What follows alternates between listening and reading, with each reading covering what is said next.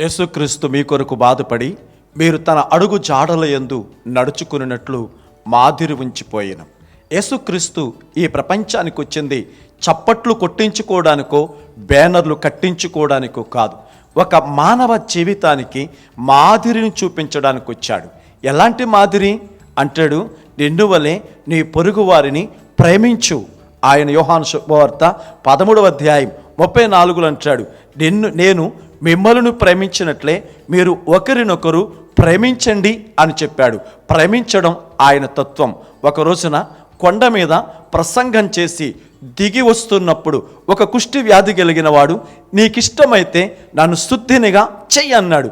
నాకిష్టమే అని చెప్పి హత్తుకుని బాగు చేశాడు. అపవిత్రుడుగా ఎంచి ఊరి అవతల గెంటేసిన ఒకరిని హత్తుకుని ప్రేమ అంటే ఇది అని చూపించాడు.